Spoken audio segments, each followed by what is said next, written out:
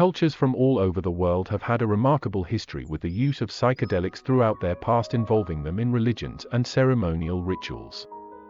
From plants to lab-created hallucinogens, they have made their way into the hands and spirits of billions of individuals, and it is believed that inducing these substances can open the mind to unimaginable possibilities, from the search of the meaning of God and conscious, as well as a sense of self-healing.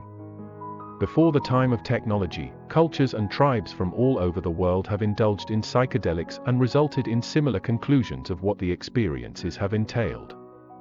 Some of the more popular hallucinogens today include mushrooms, ayahuasca, peyote, LSD and DMT.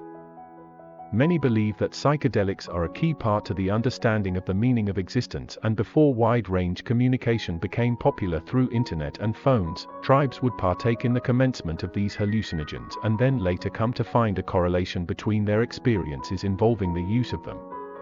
One of the most significant gestures of a relationship between what is experienced inside of a hallucinogen trip is the alleged appearance of a form of higher being known as the elf people or fairies.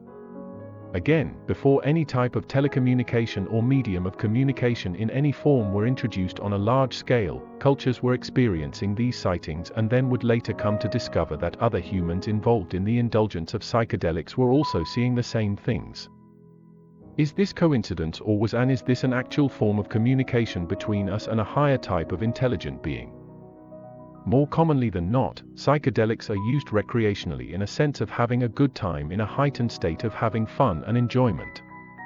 This case of abuse of what is purposed as such a powerful healing tool is contrary to its purpose as a means of getting from point A to point B, in a sense of getting from a self-destructive personality to a more contented and community-driven individual, is one of the highest ignorance and waste of time.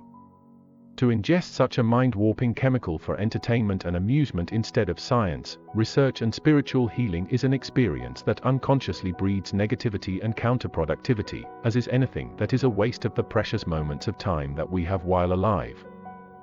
For in the big picture is only a mere split second of a moment.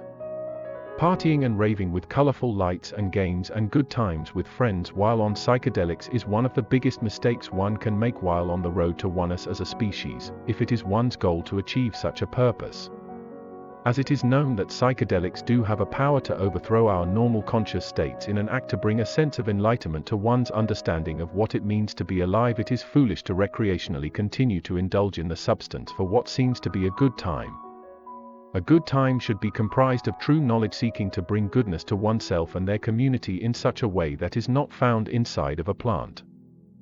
Psychedelics are often misinterpreted as a source of knowledge, and this could not be farther from actuality in our case.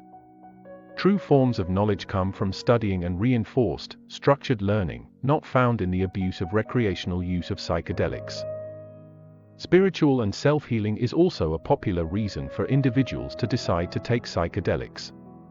Although this may come to the closest reason to be admissible to take such a substance, it is still a false positive of a misconception. To go from a negative person to a positive person over a single trip would be the best case scenario, however it remains a foundation of easy manipulation. To be horrifically negative spiritually and to come out on the other side cleansed over a psychedelic trip should not be confused with an experience of healing. The powers of true healing are always inside of us, and to believe that they are only unleashed upon indulgence of a plant or tab of LSD is long-term damaging to a society. We cannot continue to teach that we should rely dependent upon a third-party substance to self-correct the errors in our ways. It is taught by many shamans that psychedelics are not the answer to our problems, which is true, and that they are not going to walk you through the door to wholeness or oneness, but that they are at least able to show you the door and guide you to the door handle of truth. At all is a huge mistake. To correct this error, it should be taught that we are born holding the door handle to truth, and that we are that door that allows us to traverse through the planes of greatness within ourselves, not through a chemical-inducing entity. The search for an understanding of a God and a form of unifying conscious are also one of the biggest reasons that psychedelics make their way into the community of tribes and societies. Another form of branching through the universe to connect with a being that unifies the meaning of life and existence. This is somewhat relatable to spiritual healing in a sense of feeling superficially connected, and in a way a false misconception of possibilities, and of one that involves manipulating ourselves of a truth that we are not the same God that we search for in the outer regions of ourselves. God is not a meaning to search for but more of a relationship within us as species to be understood, however, again heavily lost with the contribution of what we glorify as psychedelics.